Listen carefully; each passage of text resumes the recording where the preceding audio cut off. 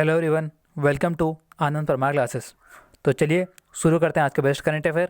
अगर इससे पहले आपने अगर चैनल को सब्सक्राइब नहीं किया है तो कर लें, ताकि जब भी कोई नई वीडियो आए तो उसका नोटिफिकेशन आपको मिल सके। तो चलिए फिर शुरू करते हैं आज का बेस्ट करंट अफेयर।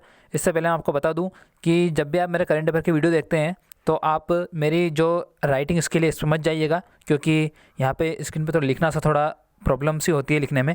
ठीक है, तो आप उम्मीद करता हूँ कि आप मेरी आवाज़ को ध्यान से सुने के आवाज़ में जो मैं बोलूँगा वो पॉइंट आप पकड़ने की कोशिश करेंगे। ठीक है, इसलिए राइटिंग में मत जाइएगा। जो मैं बोलूँ वो एक एक शब्द आपके लिए नॉलेजेबल है इस करंट अफेयर के वीडियो में।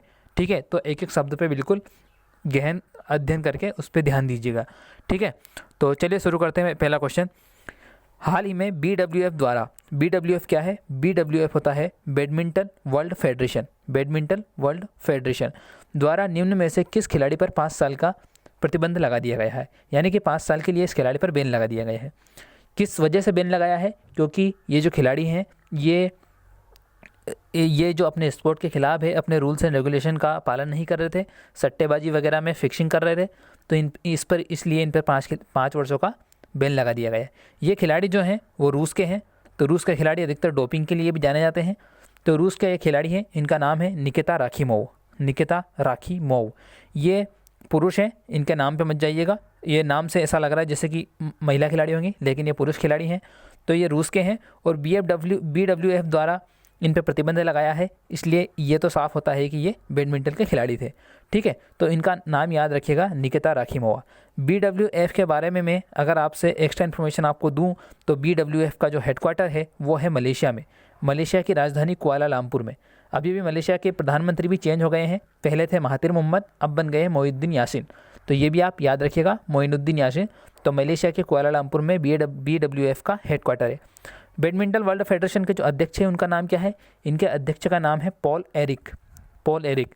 इसके अलावा अभी BWF ने 1-2 महीने पहले एक अभियान चलाया था जिसका नाम था आई एम बैडमिंटन। इसका ब्रांड एम्बेसडर इन्होंने एक भारतीय मशहूर बैडमिंटन खिलाड़ी को बनाया था। उनका नाम क्या था? उनका नाम था PV सिंधु। ठीक है, तो ये भी आप याद रख सकते हैं। चलिए चलते हैं अगले क्वेश्चन पे। ICC के द्वारा निम्न में से किसे ODI team of the decade का कप्तान चुना गया है?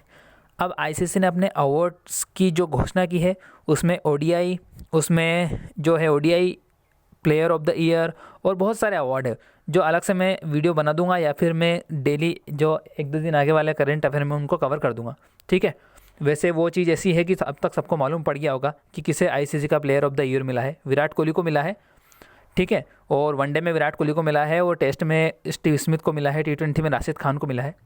खैर ये मैं बाद में बता दूंगा आपको, लेकिन अभी ये क्वेश्चन जो है ये ODI team of the decade के हिसाब से है। यानी कि ICC ने 3 ऐसी टीम बनाई है जिनमें वह खिलाड़ी को उन्होंने लिया है जो लास्ट के 10 वर्षों में सर्वश्रेष्ठ प्रदर्शन जिन्होंने किया था, इसीलिए यहाँ पे डेकेड वर्ड है। ठीक है, तो इसमें एक टीम बनाई थी ODI की, एक टीम बनाई थी टेस्ट क्रिकेट की और एक बनाई थी T20 की। तो ODI और T20 दोनों के कप्तान महेंद्र सिंह धोनी हैं और जो टेस्ट की है उसमें उनके कप्तान हैं विराट कोहली। ठीक है, तो तीनों टीमों में से 2 टीमों के महेंद्र सिंह धोनी है और टेस्ट टीम के हैं विराट कोहली। ये आप याद रखिएगा।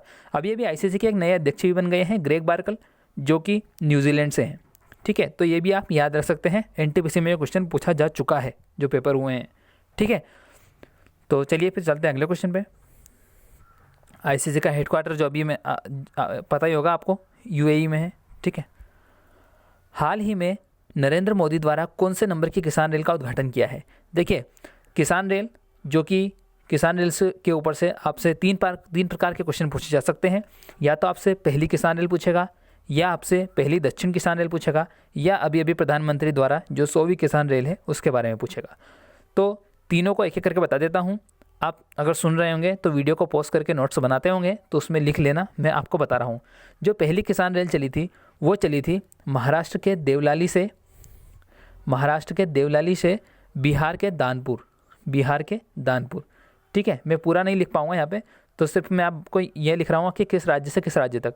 तो महाराष्ट्र से बिहार के देवलाली तक पहली किसान रेल, और पहली दक्षिण किसान रेल जो चली थी वो आंध्र प्रदेश से चली थी, आंध्र प्रदेश के अनंतपुर से दिल्ली। और जो 100वीं किसान रेल चली है ये चली है महाराष्ट्र से पश्चिम बंगाल के शालीमार तक। ठीक है, पश्चिम बंगाल के शालीमार तक। एक बार मैं रिपीट कर देता हूँ, पहली जो किसान रेल चली थी वो चली थी महाराष्ट्र के देवलाली से बिहार के दानपुर। पहली दक्षिण किसान रेल जो चली थी आंध्र प्रदेश के अनंतपुर से दिल्ली। 100वीं जो किसान रेल चली है वो महाराष्ट्र के सांगोल से पश्चिम बंगाल के शालीमार तक। ठीक है, तो आई होप आपको समझ में आ गया होगा और आपने ध्यान से इन चीज़ों को सुना होगा। चलते हैं अगले क्वेश्चन पे। अगला क्वेश्चन है, भारत द्वारा प्रदान की गई कौन सी सबमरीन का म्यांमार द्वारा जलावरण किया गया। म्यांमार द्वारा जलावरण किया गया यानी कि ये जो सबमरीन है ये भारत ने इस देश को गिफ्ट की थी, यानी कि इस देश को ये जो सबमरीन है ये भारत से खरीदी गई थी इस देश द्वारा। सॉरी, गिफ्ट नहीं की थी, गिफ्ट गलत वर्ड मुँह से निकल गया। ठीक है, तो भारत द्वारा प्रदान की गई कौन सी सबमरीन म्यांमार द्वारा जलावरण किया गया यानी कि कमीशन किया गया, यानी कि अपनी सर्विस में इन्होंने सबमरीन को लिया है। तो इस जो सबमरीन का नाम था वो नाम था INS सिंधुवरी। याद रखिएगा, बहुत इंपॉर्टेंट क्वेश्चन है, ये भारत ने दी। म्यांमार की बात करें तो म्यांमार के जो राष्ट्रपति वो है विन मिंत। म्यांमार की राजधानी नेपिडाओ और इसकी मुद्रा काफ़ी इंपॉर्टेंट है जो एग्जाम में पूछी जाती है, क्यात। विन मिंत राष्ट्रपति है, राजधानी नेपिडाओ है और मुद्रा है क्यात। ठीक है, अभी मैं एक्स्ट्रा इन्फॉर्मेशन इसलिए कम बता रहा हूँ आपको क्योंकि मेरे को वीडियो जल्दी खत्म करना है, क्योंकि क्वेश्चन बहुत सारे हैं, काफ़ी दिनों से करंट अफेयर की क्लास ली नहीं है। ठीक है, तो चलते फिर अगले क्वेश्चन पे। दक्षिण चीन सागर में पासेक्स 2020 सैन्य अभ्यास हुआ, किन दो देशों के बीच हुआ। तो ये जो पासेक्स सैन्य अभ्यास है ये, इसको कई लोग पेसेक्स पढ़ते हैं, कई लोग पासेक्स पढ़ रहे हैं। ठीक है, जैसा भी हो आपकी सुविधा अनुसार आप इसको पासेक्स पढ़ सकते हैं।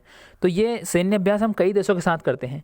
ये सैन्य अभ्यास हमने भारत और US ने मिलकर भी किया है, भारत और जापान ने मिलकर भी किया है। तो ऐसा मत सोचिएगा एग्जाम में अगर ऑप्शंस आपको ये ना दिखे कि भारत और ये वर्तमान में जो किया है, जो भी चल रहा है, ये तो खैर किया है भारत और वियतनाम में। तो अगर आपको एग्जाम ये ऑप्शंस ना दिखे भारत और वियतनाम, तो आप ऐसा मत करिएगा कि इनमें से कोई नहीं टिक करके आ जाए। ये हम जो पासेक्स सैन्य अभ्यास है ये हम भारत और अमेरिका भी करते हैं, भारत और जापान भी करते हैं। ठीक है, तो लेकिन आपको लेटेस्ट याद रखना भी भारत और वियतनाम के बीच में ये हुआ है। नेक्स्ट क्वेश्चन है, बिजली उत्पादन के लिए ADB द्वारा निम्न में से किस राज्य को $231 मिलियन का ऋण प्राप्त हुआ है। तो ADB ने जो $231 मिलियन का ऋण प्रदान किया है बिजली उत्पादन के लिए, ये दिया गया है असम को। ठीक है, असम को दिया गया है। असम में बिजली उत्पादन के लिए असम के जो CM है वो कौन है, सर्बानंद सोनोवाल। असम के गवर्नर है जगदीश मुखी और यहाँ की जो राजधानी है वो है दिसपुर। और एक बार एग्ज़ाम में ये क्वेश्चन काफ़ी इंपॉर्टेंट है, मतलब कई बार पूछा जा चुका है कि जो असम की बॉर्डर है वो किन दो देशों के साथ लगती है। तो असम की बॉर्डर हम नॉर्मली कंफ्यूज हो जाते हैं, हम सोचते हैं बांग्लादेश के साथ तो लगी है, लेकिन हम सोचते हैं भूटान के साथ असम की बॉर्डर नहीं लगती होगी, लेकिन भूटान के साथ भी असम की बॉर्डर लगती है। ठीक है, तो बांग्लादेश और भूटान दोनों के साथ असम की बॉर्डर लगती है। असम के ADB की बात करूँ तो जो ADB का जो फुल फॉर्म है वो एशियन डेवलपमेंट बैंक है, जिसका हेडक्वार्टर मनीला में है। मनीला फिलीपींस में है। फिलीपींस में अभी एक गोनी तूफान भी आया था, इसलिए फिलीपींस न्यूज़ में भी था। ठीक है, तो ADB के जो अध्यक्ष हैं वो है मात्सुको असाकावा, ये जापान के हैं।